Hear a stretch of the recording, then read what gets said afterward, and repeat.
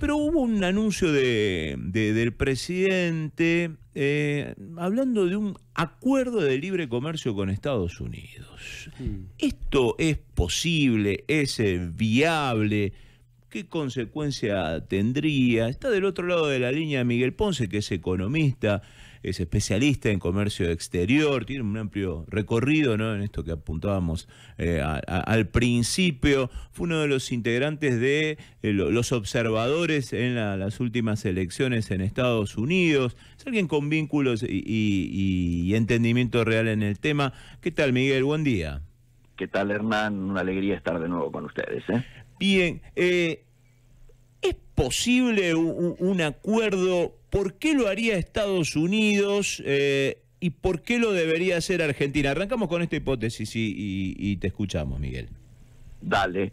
Vos decías recién que me tocó integrar la delegación de observadores internacionales para el proceso electoral allá en Estados Unidos en noviembre pasado. Justamente, estando en Washington, antes de ser elegido Trump nuevamente como presidente, llegó por primera vez la versión de que en caso de ser electo el presidente argentino, aprovechando este vínculo que se vendía como muy particular entre ambos, iba a solicitar un acuerdo de libre comercio. Obviamente yo era el referente de comercio exterior invitado, así que tuve que opinar en Washington y en New York después al respecto. Y por supuesto que de entrada dije que esto era una fantasía absolutamente irrealizable, desde lo que ocurría allá y desde lo que ocurría acá. Lo que ocurría allá, ¿qué era? Los dos ejes centrales de campaña del presidente Trump ahora, o sea, ahora presidente, ¿no es cierto?, los ejes de campaña previa, que además los está llevando a la práctica desde que asumió, son: uno, la política antiinmigratoria; dos, aranceles. Aranceles utilizados ¿desde dónde y para qué? Uno dice aranceles y es una medida económica, pero está siendo utilizado para obtener otro tipo de cuestiones más vinculados también a lo económico como subproducto, con impacto en lo económico como subproducto, y vaya si lo está teniendo, pero esencialmente también para lo político. Fíjate vos que los dos ejes se terminan aliados porque los primeros aranceles los anuncia contra México y contra Canadá precisamente por no cuidar la frontera norte y la frontera sur de los Estados Unidos, vinculado al tema inmigratorio, y agregar el tema del ingreso del fentanilo, en el caso sobre todo de México. Bien, para eso utiliza aranceles.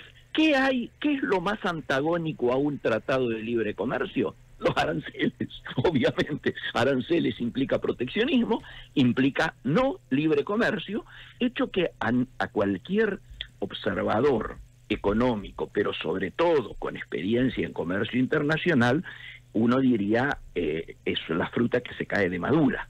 El otro elemento es desde acá, desde nuestra región.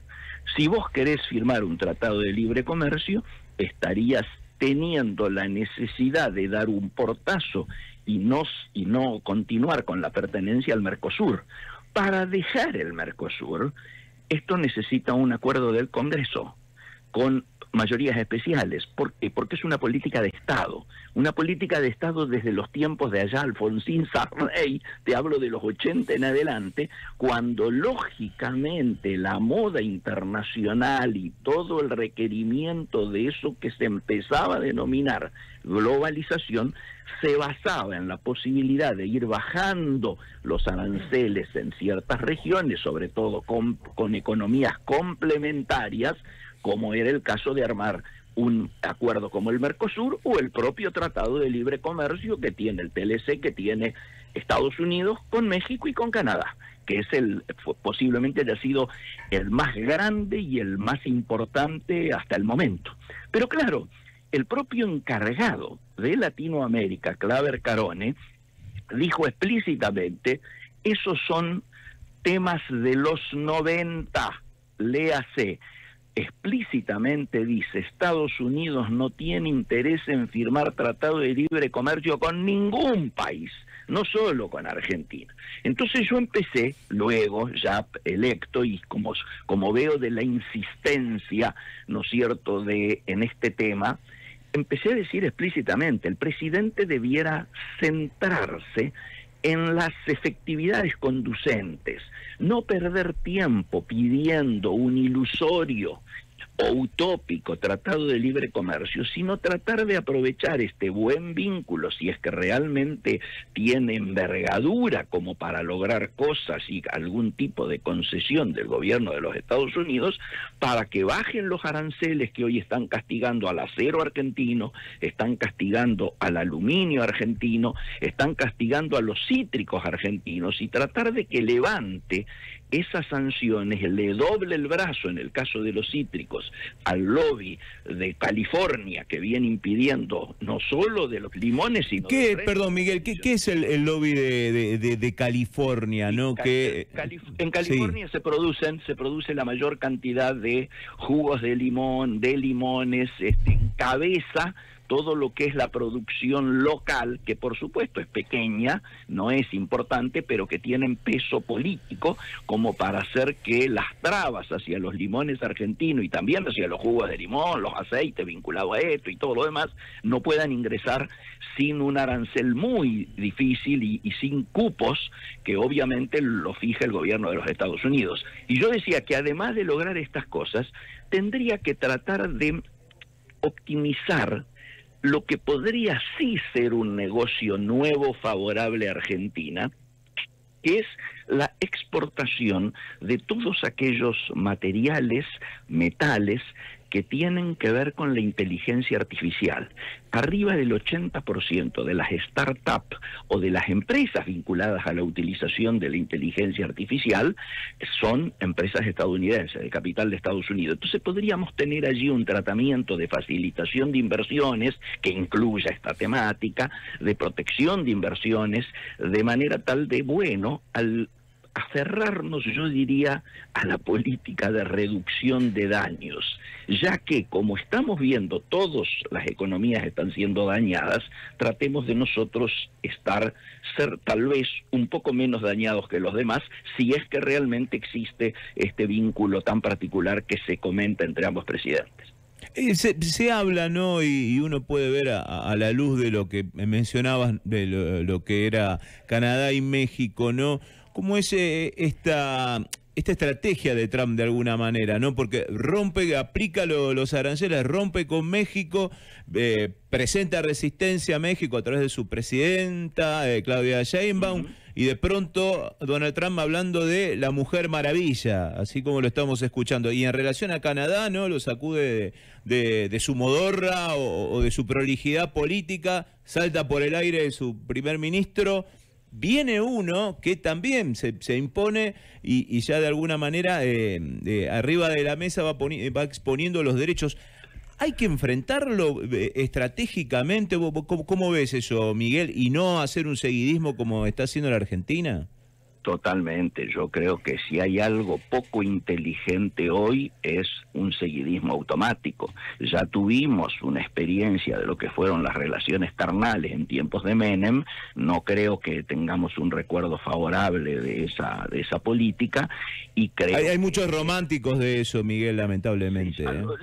Sí, ya lo sé, pero creo que hoy lo inteligente en este mundo cambiante que va camino hacia una gran depresión internacional, como ha quedado claro en el lunes negro de ayer, que es la puntita del iceberg de lo grueso que se está viniendo, me parece que lo más inteligente, hasta que, como diría Cerati, se aplaque el temblor, que no solo no se ha aplacado, sino que están increyendo, habría que tener claramente y muy firmemente la política de desideologizar nuestros vínculos diplomáticos para no perjudicar nuestros vínculos comerciales y económicos. No sé hubo una escuela, Miguel, histórica acá en la Argentina, inclusive en el mundo bipolar, las relaciones eran fluidas tanto como con Estados Unidos, con la Unión Soviética, con los distintos países europeos, bueno, con todo lo que surgía también de África, ¿no? Con esa comunidad. Hay una escuela, ¿por qué se dejó de lado eso? Bueno, porque estamos acostumbrados lamentablemente a no mantener ni tener en primer plano, no comprender lo que está ocurriendo a nivel mundial desde hace mucho tiempo, y tenemos políticas erráticas, a diferencia de nuestro principal socio comercial y vecino, que es Brasil, donde su Cancillería, Itamaraty, tiene una línea de conducta independiente de quien sea el presidente, sea de izquierda como Lula o sea de derecha como Bolsonaro. Los intereses de Brasil van siempre por delante, ¿no es cierto? Y hay una direccionalidad del trabajo de sus equipos que es permanente. Nosotros, en cambio, para que tengas idea, veníamos hablando de un tratado de libre comercio y hasta ahora no estaba designado el secretario de Relaciones Económicas Internacionales que tenía que negociar esto. Digo, para marcar estas improvisaciones y bandazos en los que estamos. Pasamos de abrirle la puerta a Rusia a que Rusia sea el enemigo principal, y entonces apoyamos a Zelensky. Como el presidente de Estados Unidos lo castiga a Zelensky, dejamos de apoyar a Zelensky y entonces volvemos a pensar en Rusia. Es una cosa así histérica que marca claramente niveles de improvisación que precisamente no tienen claro este preconcepto que yo te hacía referencia recién de la necesidad de desideologizar nuestros vínculos. Vos fíjate, nosotros estamos ahora sufriendo presiones para no mantener el vínculo que solemos tener, que teníamos y venimos teniendo en los últimos años con China. De hecho, no hemos integrado los BRICS, ¿no es cierto?, ese nucleamiento que integra en nuestra región Brasil. Y sin embargo, vamos camino hacia un acuerdo en el marco de la guerra comercial que Estados Unidos tiene con China. Sin embargo, en junio va a ser el famoso encuentro de los cumpleaños. En junio cumpleaños Xi Jinping y cumple Trump. Se van a juntar en una cumbre para precisamente llegar a acuerdos que de alguna manera institucionalicen el nuevo equilibrio global al que se llegaría recién en ese mes, luego de todo este temblor al que yo hago referencia, donde seguramente se están reconfigurando las relaciones de poder a nivel global, donde la vieja etapa que conocimos de grandes cadenas de valor se van a ir acortando. Vamos hacia una nueva forma de relacionamiento, donde hasta instituciones que fueron señeras en el comercio internacional, como la OMC, hoy prácticamente no tienen ni siquiera razón de ser. Miguel, gracias por el tiempo. ¿Dónde podemos ver tus publicaciones y demás?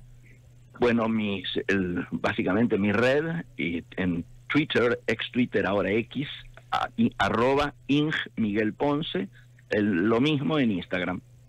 Gracias, un abrazo desde acá. Fuertísimo abrazo, Hernán, seguimos en contacto, saludos a todos los amigos de allá. Chao. Miguel Ponce, economista, de gran recorrido dentro de lo que es el comercio exterior y este mundo que se va transformando. Es un mundo que ha saltado por el aire en este momento y estamos contracorriente realmente, ¿no? Bueno, hablaba de China, hablaba de India. Argentina estaba en los BRICS. Argentina estaba en los BRICS y por un capricho y una decisión de este gobierno salió de ahí mismo. Podía haber permanecido y después manejarse de acuerdo al criterio a aplicar en lo que es el plano de relaciones exteriores. Salió estentoriamente y eso se está pagando. Porque ahí era toda una línea de comercialización que se va a establecer, evidentemente. Los bloques se van a reacomodar, ciertos bloques van a dejar de existir y hay que apuntar a una estrategia que evidentemente no se tiene. Todo de manera muy impulsiva. Muy impulsiva y sin ningún tipo de norte y de criterio. Cuidado con lo que está pasando con el acero. Bueno, ponía el cítrico, el acero y todo lo que son ese tipo de cuestiones donde hay un arancel muy alto, y a lo que se debería apostar es como se hizo en otro momento también, es a los cupos, ¿no? Esos aranceles están, pero hay una posibilidad de cupo, como pasó con el anterior gobierno de Donald Trump. En este caso era el gobierno de Mauricio Macri, donde logró cupos, en donde vos podés vender manteniendo el precio anterior sin que te carguen, sin que haya esa carga arancelaria, y eso se aplica después en un margen muy mínimo. Hay posibilidades, pero esto es negociar mano a mano. Claro. Si uno va y no va a negociar y dice, ¿qué hago, jefe? Porque lamentablemente es así, ¿no? Relaciones carnales, demás, estamos realmente en un momento muy pero muy difícil que tiene repercusiones directas porque, por ejemplo, hay un reclamo ya de Paolo Roca, ¿no? Con respecto, bueno, ¿qué va a pasar con la actividad de nada más y nada menos?